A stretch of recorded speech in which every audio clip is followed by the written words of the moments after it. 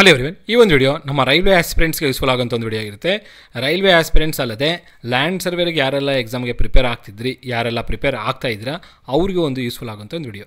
So ನಿಮ್ಮೆಲ್ಲರಿಗೂ ಗೊತ್ತಿರಬೇಕು, land surveyor notification ಏನಾಗಿದೆ, ಸದ್ಯಕ್ಕೆ ಕ್ಯಾನ್ಸಲ್ ಆಗಿದೆ. ಅದು ಮತ್ತೆ ಯಾವಾಗ ನೋಟಿಫಿಕೇಷನ್ ಬಿಡ್ತಾರಂತ ಹೇಳಿ ಯಾರಿಗೂ ಕ್ಲಾರಿಟಿ ಇಲ್ಲ. ನನ್ನ ಪ್ರಕಾರ ನೋಡಿಕೊಂಡ್ರೆ ಇನ್ನೊಂದು 4 to 5 months ಒಳಗಡೆ ರೀನೋಟಿಫಿಕೇಷನ್ ಆಗ್ಬೋದು, ಅಥವಾ 6 months ಆಗ್ಬೋದು. ಬಟ್ ಅಲ್ಲಿವರೆಗಂತೇಳಿ ನೀವು ಖಾಲಿ ಕೂತ್ಕೊಳ್ಳೋವಂಥ ಅವಶ್ಯಕತೆ ಇಲ್ಲ. ಇದೀಗ ರೈಲ್ವೆಯಿಂದ ಒಂದು ಶಾರ್ಟ್ ನೋಟಿಸ್ ಇಶ್ಯೂ ಆಗಿದೆ. ಶಾರ್ಟ್ ನೋಟಿಸ್ ಯಾವುದು ಸಂಬಂಧಪಟ್ಟಿದ್ದು ಅಂತಂದರೆ, ನೋಡಿ, ಲ್ಯಾಂಡ್ ಸರ್ವೇರಿಗೆ ನೀವೇನು ಪ್ರಿಪೇರ್ ಆಗಿದ್ರಲ್ಲ, ಆಲ್ಮೋಸ್ಟ್ ಸಿಲೆಬಸ್ ಏನಿದೆ ಸೇಮ್ ಸಿಲೆಬಸ್ ಇಲ್ಲೂ ಇದೆ. ಅಲ್ಲಿ ನೀವೇನು ಓದಿದ್ದೀರಾ, ಆಲ್ಮೋಸ್ಟ್ ಅಲ್ಲಿ ನೀವೇನು ಮಾಡಿರ್ತೀರ, ಪೇಪರ್ 1ನಲ್ಲಿ ಜನರಲ್ ಸ್ಟಡೀಸ್ ಓದಿರ್ತೀರ, ಪೇಪರ್ 2ನಲ್ಲಿ ಮ್ಯಾಥಮೆಟಿಕ್ಸ್, ಫಿಸಿಕ್ಸ್ ಹಾಗೂ ಜಿಯೋಗ್ರಫಿ ಓದಿದ್ದೀರ. ಈಗ ನಮ್ಮ ರೈಲ್ವೆ ನೋಟಿಫಿಕೇಷನಲ್ಲಿ ನೋಡಿಕೊಂಡ್ರೆ, ರೈಲ್ವೆ NTPC ತೊಗೊಳ್ಳಿ, RRB ಅಥವಾ RRB JE ತೊಗೊಳ್ಳಿ, ಅಥವಾ RRB NTPC graduate level, under graduate level, ಮತ್ತು RRB ಪ್ಯಾರಾಮೆಡಿಕಲ್ ಅಥವಾ RRB ಅಸಿಸ್ಟೆಂಟ್ ಲೋಕೋ ಪೈಲಟ್, RRB ಅಂದರೆ ಮೇಂಟೈನರ್ ಪೋಸ್ಟ್ ಅಂದರೆ IT ಲೆವೆಲಿಂದು. ಇದು ಯಾವುದೇ ನೋಡ್ಕೊಳ್ಳಿ, ಅವೆಲ್ಲವಕ್ಕೂ ಫಾರ್ಮೇಟ್ ಒಂದೇ ಥರ ಇರುತ್ತೆ. ಫಾರ್ಮೇಟ್ ಯಾವ ಥರ ಇರುತ್ತೆ ಅಂದರೆ, general studies, general science, aptitude and reasoning, ಈ ಥರ ಇಟ್ಟಿರ್ತಾನೆ. ಸೊ ಹಾಗಾಗಿ ನೀವು ರೈಲ್ವೆಗೆ ಪ್ರಿಪೇರ್ ಆಗೋದು, ಲ್ಯಾಂಡ್ ಸರ್ವೇರಿಗೆ ಪ್ರಿಪೇರ್ ಆಗೋದು ಈಕ್ವಲೆಂಟ್ ಅನ್ನಂಗೆ ಕಾಣುತ್ತೆ. ಯಾರೆಲ್ಲ ಲ್ಯಾಂಡ್ ಸರ್ವೇರಿಗೆ ಪ್ರಿಪೇರ್ ಆಗ್ತಿದ್ರೋ ಅವರೆಲ್ಲರೂ ಈ ಒಂದು RRB NTPC ನೋಟಿಫಿಕೇಷನ್ ಬಂತು ಅಂದರೆ ಅಪ್ಲೈ ಮಾಡೋದನ್ನು ಮಾತ್ರ ಬಿಡೋಕ್ಕೆ ಹೋಗಬೇಡಿ. ಯಾರೆಲ್ಲರದು PUC ಕಂಪ್ಲೀಟ್ ಆಗಿದೆ ಅವ್ರಿಗೆ ಇಲ್ಲೊಂದು ನೋಟಿಫಿಕೇಷನ್ ಇದೆ, ಹಾಗೂ PUC ಪ್ಲಸ್ ಡಿಗ್ರಿನೂ ಕಂಪ್ಲೀಟ್ ಆಗಿದ್ರೆ ಅವ್ರಿಗೂ ಇಲ್ಲೊಂದು ಅವಕಾಶ ಇದೆ. ಈ ಅವಕಾಶನ ಕೈಯಿಂದ ಮಿಸ್ ಮಾಡ್ಕೊಳ್ಕೋಬೇಡಿ, ಜಾರೋ ಥರ ಮಿಸ್ ಮಾಡ್ಕೊಳ್ಕೋಬೇಡಿ. ಪ್ರಿಪೇರ್ ಆಗ್ತಾ ಇದ್ದೀರಲ್ಲ, ಚೆನ್ನಾಗಿ ಪ್ರಿಪೇರ್ ಆಗಿ, ಇನ್ನೂ ಸಾಕಷ್ಟು ಎಫರ್ಟ್ಸ್ ಹಾಕಿ. ಸೊ ನನ್ನ ಕಡೆಯಿಂದ ನಾನೇನು ನಿಮಗೆ ಹೆಲ್ಪ್ ಮಾಡೋಕ್ಕಾಗುತ್ತೋ ಆ ಹೆಲ್ಪ್ ನಿಮಗೂ ಮಾಡ್ಕೊಡ್ತೀನಿ. ಸೊ ನೋಡೋಣ, ಈ ವಿಡಿಯೋದಲ್ಲಿ ನಾವು RRB NTPCಗೆ ಸಂಬಂಧಪಟ್ಟಂಥ ಒಂದು ಶಾರ್ಟ್ ನೋಟಿಸ್ ಬಗ್ಗೆ ನಾವು ಡಿಸ್ಕಸ್ ಮಾಡ್ತಾ ಇರ್ತೀವಿ. ಸೊ ಈ notification graduates, under graduates, so ಇಲ್ಲಿ ಒಂದೆರಡು ಟರ್ಮ್ಸ್ ಯೂಸ್ ಮಾಡಿದ್ದಾರೆ, ಗ್ರ್ಯಾಜುಯೇಟ್ ಲೆವೆಲ್ ಮತ್ತು ಅಂಡರ್ ಗ್ರ್ಯಾಜುಯೇಟ್ ಲೆವೆಲ್ ಅಂತೇಳಿ. ಏನಂತ ನಾನು ನಿಮಗೆ ಕ್ಲಾರಿಟಿ ಕೊಡ್ತೀನಿ. ಸೊ ನೋಡಿ, ಗ್ರ್ಯಾಜುಯೇಟ್ ಲೆವೆಲ್ ಅಂದರೆ ನಿಮ್ಗೆ ಗೊತ್ತಿರಬೇಕು, ನಿಮಗೆಲ್ಲರಿಗೂ ಗೊತ್ತಿರುತ್ತೆ, ಏನು ಡಿಗ್ರಿ ಕಂಪ್ಲೀಟ್ ಆಗಿರಬೇಕು ಅಲ್ವಾ. ಸೊ ಗ್ರ್ಯಾಜುಯೇಟ್ಗೆ ಡಿಗ್ರಿ ಕಂಪ್ಲೀಟ್ ಆಗಿರಬೇಕು. ಅಂಡರ್ ಗ್ರ್ಯಾಜುಯೇಟ್ಗೆ ಏನಿದೆ ಸರ್ ಡಿಫ್ರೆನ್ಸ್ ಅಂದರೆ, ಅಂಡರ್ ಗ್ರ್ಯಾಜುಯೇಟ್ ಅಂದರೆ PU ಯಾರು ಡಿಪ್ಲೊಮಾ ಮಾಡಿರ್ತಾರೆ, PU ಮಾಡಿರ್ತಾರೆ, ಇವರೆಲ್ಲ ಅಂಡರ್ ಗ್ರ್ಯಾಜುಯೇಟ್ ಲೆವೆಲ್ ಬರುತ್ತೆ. ಹಾಗಾಗಿ ಇಲ್ಲಿ 2 ನೋಟಿಫಿಕೇಷನ್ ನಮ್ಮ RRB NTPC ಸದ್ಯದಲ್ಲೇ ಇಶ್ಯೂ ಮಾಡುತ್ತೆ. ಸೊ ಈ ನೋಟಿಫಿಕೇಷನ್ ನೋಡಿ, government of India, ministry of ರೈಲ್ವೇಸಿಂದ ಇಶ್ಯೂ ಆಗಿರುವಂಥ ಒಂದು ಶಾರ್ಟ್ ನೋಟಿಸ್. ಇದು ಎಂಪ್ಲಾಯ್ಮೆಂಟ್ ನೋಟಿಸಲ್ಲಿ ಬಂದಿರುವಂಥ ನೋಟಿಸ್ ಇದು. ಸೊ ನೋಡಿ, RRBಯಿಂದ RRBಯಿಂದ ರಿಕ್ವೆಸ್ಟ್ ಆಗ್ತಿರೋದು centralised employment notice. Notification number ನೋಡಿ, ಇಲ್ಲಿ 6/2025. ಇದು ವೆರಿ ವೆರಿ ಇಂಪಾರ್ಟೆಂಟು, ನೋಟ್ ಮಾಡ್ಕೊಳ್ಬೇಕಾಗಿರುವಂಥ ಪಾಯಿಂಟ್. 6/2025 ಇದು ಒಂದು ನೋಟಿಫಿಕೇಷನು. 7/2025 ಇದೊಂದು ನೋಟಿಫಿಕೇಷನ್. ಸೊ ಇಲ್ಲಿ 2 ನೋಟಿಫಿಕೇಷನ್ ನಿಮಗೆ ಮುಂದಿನ ದಿನಗಳಲ್ಲಿ ನೀವು ನೋಡ್ಬೋದು. ಇದು ಯಾವುದಕ್ಕೆ ಸಂಬಂಧಪಟ್ಟಿದ್ದು ಅಂದರೆ, ನೋಡಿ, ಆ 2 notification non technical popular categories ಅಂದರೆ NTPC ಅಂತ ಕರಿತೀವಿ. ನಾನ್ ಟೆಕ್ನಿಕಲ್ ಪಾಪ್ಯುಲರ್ ಕ್ಯಾಟಗರೀಸು ಒಂದು ಗ್ರ್ಯಾಜುಯೇಟ್ ಲೆವೆಲ್ ಮತ್ತು ಅಂಡರ್ ಗ್ರ್ಯಾಜುಯೇಟ್ ಲೆವೆಲ್ ಎರಡಕ್ಕೂ ಇರುವಂಥ 2 ನೋಟಿಫಿಕೇಷನ್ಸ್ ಇದು.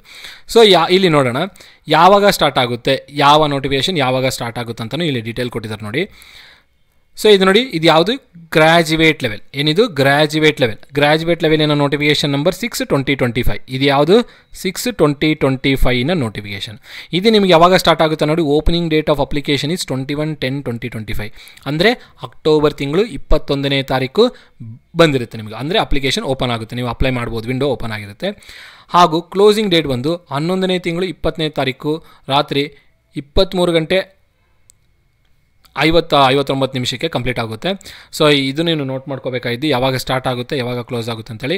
10ನೇ ತಿಂಗಳು ಅಕ್ಟೋಬರಲ್ಲಿ ಬರುತ್ತೆ, ನವಂಬರಲ್ಲಿ ಕ್ಲೋಸ್ ಆಗುತ್ತೆ. ಸೊ ನಿಮಗೆ ಈ ನೋಟಿಫಿಕೇಷನ್ ಯಾವಾಗ ಇಶ್ಯೂ ಆಗುತ್ತೆ, ನೆಕ್ಸ್ಟ್ ತಿಂಗಳಲ್ಲಿ ಇಶ್ಯೂ ಆಗುತ್ತೆ. ಆಲ್ಮೋಸ್ಟ್ ನಿಮಗೆ 20-25ನೇ ತಾರೀಕಿಗೆ 100% ಈ ನೋಟಿಫಿಕೇಷನ್ ಬಂದಿರುತ್ತೆ. ಸೊ ನೀವು ಈ ನೋಟಿಫಿಕೇಷನ್ಗೆ ಅಪ್ಲೈ ಮಾಡ್ಬೋದು. ಇದು ಯಾವುದಿದು ಗ್ರ್ಯಾಜುಯೇಟ್ ಲೆವೆಲ್ ಅಂದರೆ ಡಿಗ್ರಿ ಕಂಪ್ಲೀಟ್ ಆಗಿರಬೇಕು. ಈ ನೋಟಿಫಿಕೇಷನ್ಗೆ ಏನಾಗಿರಬೇಕು, ಡಿಗ್ರಿ ಆಗಿರಬೇಕು.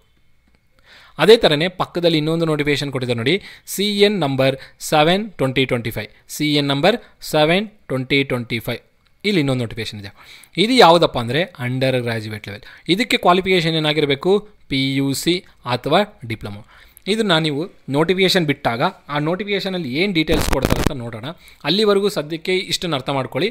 ಇದು ಅಂಡರ್ ಗ್ರ್ಯಾಜುಯೇಟ್ ಲೆವೆಲ್, ಅದು PUC ಅಥವಾ ಡಿಪ್ಲೊಮೊ, ITI ಇವರೆಲ್ಲರೂ ಅಂಡರ್ ಗ್ರ್ಯಾಜುಯೇಟ್ ಲೆವೆಲ್ ಬರೋ ಕಾರಣದಿಂದ ಅವ್ರಿಗೆ ಈ ಒಂದು ನೋಟಿಫಿಕೇಷನ್ ಎಲಿಜಿಬಲ್ ಆಗಿರುತ್ತೆ. ಸೊ ಇದು ಯಾವಾಗ ಬಿಡ್ತಾರೆ ಅಂದರೆ 28ನೇ ತಾರೀಕು 10ನೇ ತಿಂಗಳು, ಅಂದರೆ ಇದನ್ನು ನೆಕ್ಸ್ಟ್ ತಿಂಗಳಲ್ಲೇ ಬರುತ್ತೆ. ಕ್ಲೋಸಿಂಗ್ ಡೇಟ್ ಯಾವಾಗಿರುತ್ತೆ, 27ನೇ ತಾರೀಕು 11ನೇ ತಿಂಗಳಿಗೆ ಕ್ಲೋಸಿಂಗ್ ಡೇಟ್ ಇರುತ್ತೆ. ಹಾಗಾಗಿ 2 ನೋಟಿಫಿಕೇಷನ್ ಇದೆ, ಒಂದು ಗ್ರ್ಯಾಜುಯೇಟ್ ಲೆವೆಲ್, ಇನ್ನೊಂದು ಅಂಡರ್ ಗ್ರ್ಯಾಜುಯೇಟ್ ಲೆವೆಲ್. ಇದಕ್ಕೆ ಡಿಗ್ರಿ ಕಂಪ್ಲೀಟ್ ಆಗಿರಬೇಕು, ಇದಕ್ಕೆ PUC, ITI, diploma. So notification ಬಿಟ್ಟಾಗ ಗೊತ್ತಾಗುತ್ತೆ ಯಾವ ಸ್ಟ್ರೀಮ್ಗೆ ಆ ನೋಟಿಫಿಕೇಷನ್ ಇದೆ ಅಂತೇಳಿ. ಸೊ ನಿಮಗೆ ಇದರಲ್ಲಿ ನೆನ್ಪಿಟ್ಕೊಳ್ಬೇಕಾಗಿದ್ದು ಅಂದರೆ ನೋಟಿಫಿಕೇಷನ್ ಸಂಖ್ಯೆ ಗ್ರ್ಯಾಜುಯೇಟ್ ಲೆವೆಲ್ಗೆ 6/06/2025, ಅಂಡರ್ ಗ್ರ್ಯಾಜುಯೇಟ್ ಲೆವೆಲ್ಗೆ 07/2025. ಸೊ ಇವೆರಡು ನೋಟಿಫಿಕೇಷನ್ ಸಂಖ್ಯೆ ನೋಡಬೇಕು, ನಿಮ್ಗೆ ಯಾವುದು ಎಲಿಜಿಬಲ್ ಇದ್ದೀರಾ ನೋಡಿಕೊಂಡು ಅಪ್ಲೈ ಮಾಡಿ. ಅದಾಗಿ ನಂತರ ಇಲ್ಲಿ ನೋಡಿ ಯಾವ ವೇಕೆನ್ಸೀಸು ಅಂದರೆ ಯಾವ ಪೋಸ್ಟು ಈ ನೋಟಿಫಿಕೇಷನ್ ಬರುತ್ತೆ, ಯಾವ ಪೋಸ್ಟು ಈ ನೋಟಿಫಿಕೇಷನ್ ಬರುತ್ತೆ ಅಂತೇಳಿನೂ ಕೆಳಗಡೆ ಡೀಟೇಲ್ಸ್ ಕೊಟ್ಟಿದ್ದಾನೆ. ಸೊ ನೋಡಿ 6/2025 ನೋಟಿಫಿಕೇಷನ್ ಇದೆಯಲ್ಲ, ಅದರಲ್ಲಿ ಇಷ್ಟು ಪೋಸ್ಟ್ಗಳು ಬರುತ್ತೆ. ಯಾವುದಿದು ಕಮರ್ಷಿಯಲ್ ಕಮ್ ಟಿಕೆಟ್ ಸೂಪರ್ವೈಸರ್, ನೀವು ನೋಡಿರ್ತೀರ, ಅಪ್ಲೈ ಮಾಡಿರ್ತೀರ. ಸೊ ಇಲ್ಲೇನಿದೆ ನೋಡಿ, ಕಮರ್ಷಿಯಲ್ ಕಮ್ ಟಿಕೆಟ್ ಸೂಪರ್ವೈಸರು, ಅದೇ ಥರನೇ chief commercial come ticket supervisor ಮತ್ತು ಗೂಡ್ಸ್ ಟ್ರೈನ್ ಮ್ಯಾನೇಜರು. ಅದಾಗಿ ನಂತರ ಜೂನಿಯರ್ ಅಸಿಸ್ಟೆಂಟ್, ಯಾವುದಕ್ಕೆ accounts come typist, senior clerk come typist, traffic assistant. ಅದಾಗಿ ನಂತರ accounts clerk come typist, junior clerk come typist, traffic clerk. ಇವೆಲ್ಲ ಬೇರೆ ಥರ ಇದೆ. ಇಲ್ಲಿ ಚಿಕ್ಕದಾಗಿ ಬರೆದಿರೋ ಕಾರಣದ ನಮಗೆ ಕ್ಲಿಯರಾಗಿ ಕಾಣ್ತಾ ಇಲ್ಲ. ಅಫಿಷಿಯಲಾಗಿ ನೋಟಿಫಿಕೇಷನ್ ಬಂದಾಗ ನಮಗೆ ಇದು ಗೊತ್ತಾಗುತ್ತೆ. ಸೊ ಇಲ್ಲಿ ಈ ಒಂದು ವೇಕೆನ್ಸೀಸು ಯಾವುದ್ರ ಮೇಲಿದೆ, ಇದು ಗ್ರ್ಯಾಜುಯೇಟ್ ಲೆವೆಲ್ಗಿದೆ, ಅಂದರೆ ಡಿಗ್ರಿಗೆ. ಇಲ್ಲಿ ಕೆಳಗಡೆ ಕೊಟ್ಟಿದ್ದಾರಲ್ಲ, ಈ ಎಲ್ಲ ವೇಕೆನ್ಸೀಸ್ ಬಂದು, ಈ ಪೋಸ್ಟ್ಗಳಿನ ವೇಕೆನ್ಸೀಸ್ ಬಂದು ಅಂಡರ್ ಗ್ರ್ಯಾಜುಯೇಟ್ ಲೆವೆಲ್, ಅಂದರೆ PUC, ಡಿಪ್ಲೊಮೊ, ಡಿಗ್ರಿಗೆ ಇರುವಂಥ ವೇಕೆನ್ಸೀಸ್ ಯಾವುದು ಇದ್ರ ಕೆಳಗೆ ಇರುವಂಥದ್ದು. ಹಾಗಾಗಿ ಇಲ್ಲಿ ನೋಡಿ, ಇದಕ್ಕೆ ಸಂಬಂಧಪಟ್ಟಂತೆ ಯಾವ ಲೆವೆಲ್ ಬರುತ್ತಂತಲೂ ಕೊಟ್ಟಿದ್ದಾರೆ. ಇವೆರಡು ಲೆವೆಲ್ 6, ಇವು 3 ಲೆವೆಲ್ 5, ಇದು ಒಂದು ಲೆವೆಲ್ 4. ಸೊ ಇವೆಲ್ಲವೂ ಗ್ರ್ಯಾಜುಯೇಟ್ ಲೆವೆಲ್ ಇರೋಂಥದ್ದು. ಸೊ ಬೇಸಿಕ್ ಪೇ ಎಷ್ಟಿದೆ, 35,000 ಸಮಥಿಂಗ್ ಇದೆ, 25,200, 26,300, 21,700. ಇಲ್ಲಿ ನೋಡಿ 21,700 ಮತ್ತು 18,000, 16,000 ಏನಿದೆಯಲ್ಲ, ಇದು ಅಂಡರ್ ಗ್ರ್ಯಾಜುಯೇಟ್ ಲೆವೆಲ್ಗೆ ಇರೋಂಥದ್ದು. ಸೊ ಇದಕ್ಕೆ ಇಲ್ಲಿ ಪಕ್ಕದಲ್ಲೇ ಕೊಟ್ಟಿದ್ದಾನೆ ಏಜ್ ಲಿಮಿಟ್ನೂ ಕೊಟ್ಟಿದ್ದಾರೆ. 18ರಿಂದ 33 ಯಾವುದಕ್ಕಿದೆ, ಇದು ಗ್ರ್ಯಾಜುಯೇಟ್ ಲೆವೆಲ್ಗೆ, ಅಂದರೆ ಡಿಗ್ರಿ ಲೆವೆಲ್ಗೆ. 18ರಿಂದ 36 ಏನಿದೆಯಲ್ಲ, ಇದು ಅಂಡರ್ ಗ್ರ್ಯಾಜುಯೇಟ್ ಲೆವೆಲ್ಗಿದೆ. ಇಲ್ಲಿ ಮೊತ್ತ ವೇಕೆನ್ಸೀಸ್ 5,800 ಇದೆ, ಇದು 3,050 ವೇಕೆನ್ಸೀಸ್ ಇದೆ. ಸೊ ನಿಮಗೆ ಒಟ್ಟಾರೆ ನಿಮಗೆ ಏನಿಲ್ಲ ಅಂದರೂ 8,880 ವೇಕೆನ್ಸೀಸ್ ಏನೋ ಓವರಾಲ್ ಆಗಿ ಬರುತ್ತೆ. ಹಾಗಾಗಿ ಇದು ಗುಡ್ ನಂಬರ್ ಆಫ್ ವೇಕೆನ್ಸೀಸ್ ಅಂತ ಅನ್ಬೋದು. ಈಗ ಇನ್ಮೇಲಿಂದ ಪ್ರತಿ ವರ್ಷವೂ ನಮ್ಮ ಸೆಂಟ್ರಲ್ ರೈಲ್ವೇಸಲ್ಲಿ ವೇಕೆನ್ಸೀಸ್ ನಿಮಗೆ ಹೊರಹಾಗುತ್ತೆ.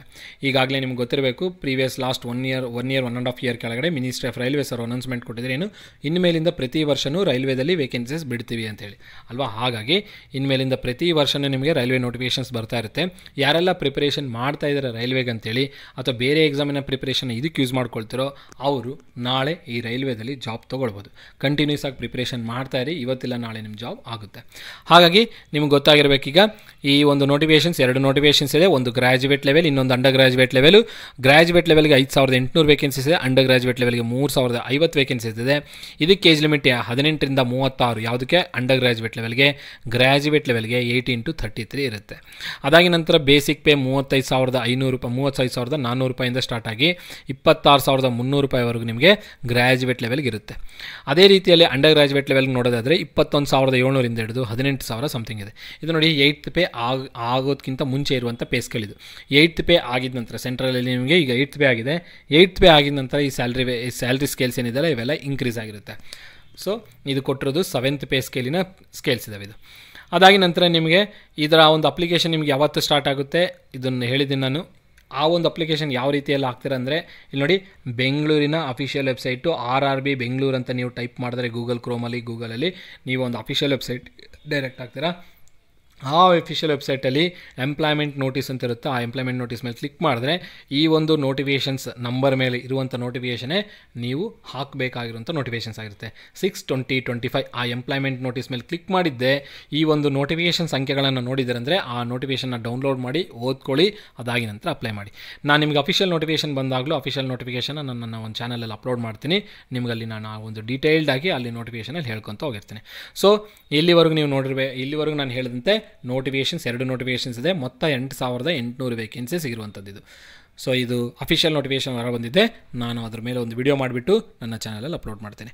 ಸೊ ಈ ಒಂದು ಇನ್ಫಾರ್ಮೇಷನ್ ನಿಮಗೆ ಯೂಸ್ಫುಲ್ ಆಗಿದ್ದರೆ ಲೈಕ್ ಬಟನ್ನ ಕ್ಲಿಕ್ ಮಾಡಿ, ಚಾನಲ್ಗೆ ಇನ್ನೂ ಸಬ್ಸ್ಕ್ರೈಬ್ ಆಗದಿದ್ದರೆ ಸಬ್ಸ್ಕ್ರೈಬ್ ಮಾಡಿ. ನಿಮ್ಮ ಕಮೆಂಟ್ ಏನೇ ಇತ್ತು ಅಂದರೆ ಅಥವಾ ಇದ್ರಿಗೆ ಸಂಬಂಧಪಟ್ಟಂತೆ ಏನಾದರೂ ಕೇಳೋದಿತ್ತು ಅಂದರೆ ಕಮೆಂಟ್ ಬಾಕ್ಸಲ್ಲಿ ಮೆನ್ಷನ್ ಮಾಡಿ, ಅದನ್ನು ನೋಡಿ ನಾನು ನಿಮಗೆ ರಿಪ್ಲೈ ಮಾಡ್ತೇನೆ. ಇಷ್ಟನ್ನು ಹೇಳ್ತಾ ಈ ಒಂದು ವಿಡಿಯೋನ ಏನು ಮಾಡ್ತೇನೆ. ಎಲ್ಲರಿಗೂ ಧನ್ಯವಾದಗಳು. Have A nice day.